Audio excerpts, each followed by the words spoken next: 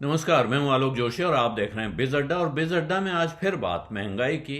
कल भी महंगाई की बात हुई थी, अमेरिका की महंगाई की बात हुई थी, आज भारत की महंगाई और साथ में आईआईपी यानी इंडेक्स ऑफ इंडस्ट्रियल प्रोडक्शन।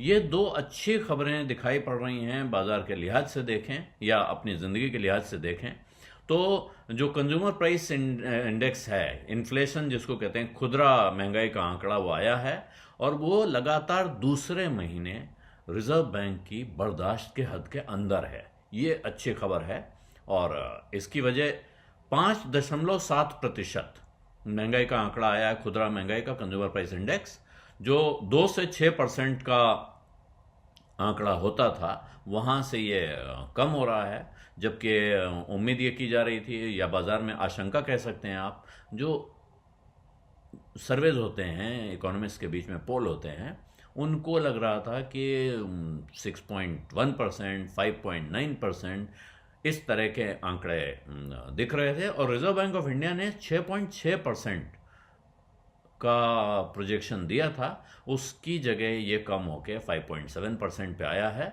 तो ये एक अच्छी खबर आप मानेंगे इसको।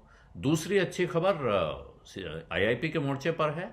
7.1% नवंबर का आंकड़ा आया है। 7.1% की रफ्तार से औद्योगिक उत्पादन बढ़ा है, जबकि अक्टूबर में ये 4% की बढ़त थी। इसका अर्थ है आईआईपी परफॉर्मेंस में ये उम्मीद थी लोगों को कि बढ़त होगी, सुधार होगा, लेकिन जितने सुधार की उम्मीद की जा रही थी उससे ज़्यादा है।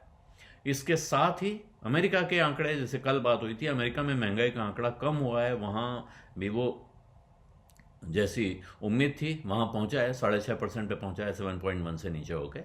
तो बाकी दुनिया के और अमेरिका के शेयर बाज़ार में तो एक उत्साह की लहर दिख रही है, लेकिन भारत का बाज़ार इन्फ्लेशन का आंकड़ा आने के ठीक पहले ठंडा था और उसकी वजह बाज़ार में इस बात को लेकर अनिश्चितता थी कि महंगाई का आंकड़ा पता नहीं कैसा आएगा और उसके बाद हमारे साथ यानी रिजर्व बैंक क्या कर सकता है, अगली पॉलिसी में क्या होगा, ये लगातार अभी अनिश्चय की स्थिति बनी हुई है।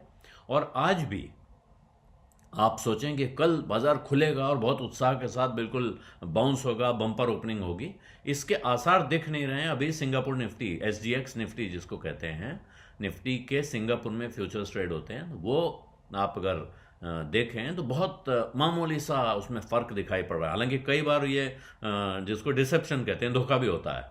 एसजीएक्स निफ्टी में काफ़ी तेज़ उछाला जाता है, उसके बाद जो भारत का बाजार खुलता है तो वो उस अंदाज में नहीं खुलता है। लेकिन दो अच्छी खबरों के बाद भारत का बाजार किस बात का इंतजार कर रहा होगा कि वो अच्छा नहीं खुलेगा, ये सोचने की बात है। तो एक टीसीएस के रिजल्ट्स के बाद उन्हें ऐसी आशंका है कि शायद दूसरी आईटी कंपनी से भी उन्हें अच्छी खबरें न मिलें। ब्रिटेन में, जापान में मंदी की आशंका लगभग अब तय है कि वहाँ मंदी आ रही है। तो इसको देखते हुए और यूएस में यानी अमेरिका के में मंदी की आशंका बढ़ती जा रही है लगातार। वो महंगाई पे काबू पा रहे हैं, क्या वो ग्रोथ को बढ़ाने के लिए भी कोशिश करेंगे, ये सवाल बना हुआ है। तो इन सब सवालों को देखते हुए शायद भारत में अभी रिजल्ट सीजन पर ज़्यादा फोकस हो गया है।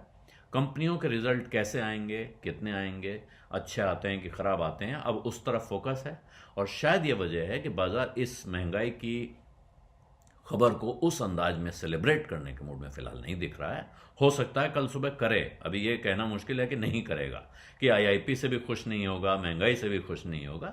और दूसरी वजह ये भी है कि महंगाई को लेकर एक अभी विद्वानों में और शास्त्रियों में आशंका है कि महंगाई में अभी फिर तेज़ी दिखाई पड़ सकती है।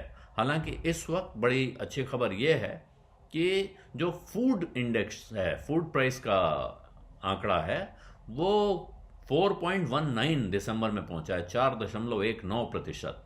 जबकि ये पिछले महीने, इससे पहले वाले महीने में, अक्टूबर में, नवंबर में माफ़ कीजिएगा, 4.67% था। और ये लगभग 40%, ये जो खाने पीने की महंगाई होती है ये लगभग 40% होती है सीपीआई के आंकड़े में। लेकिन यहाँ ध्यान रखिए कि ये सब्जियों की वजह से, क्योंकि सब्जियों में मौसमी तेज़ी और मौसमी नरमी होती है, उसकी वजह से इस बार महंगाई काबू में दिख रही है। तो लेकिन सब्जी की महंगाई जिस तरह से बहुत बढ़ी हो तो उतनी परेशानी का कारण नहीं हो सकता है, लेकिन उसी तरह वो जब कम हो तब भी ये उतना खुशी का कारण नहीं हो सकता है। इसलिए महंगाई जब बाकी सभी चीज़ों में कम होगी तभी शायद इस बात को लेकर जश्न मनाने की स्थिति आएगी कि अब महंगाई पे काबू पाया जा रहा है और अब रिजर्व बैंक निशा खातिर हो सकता है और वो इस चिंता को त्याग सकता है कुछ समय के लिए। और जब वो ऐसा करेगा तो फिर ब्याज में उसकी तरफ से नरमी शुरू होगी और वो शायद बहुत सारे कंज्यूमर्स के लिए, कर्जा लेने वाले लोगों के लिए अच्छी खबर होगी और वहाँ से बाजार एक दूसरी तरह से इसको सेलिब्रेट करने की दिशा में बढ़ सकता है। बिज़ अड्डा में आज इतना ही। अब इजाज़त दीजिए। धन्यवाद। नमस्कार।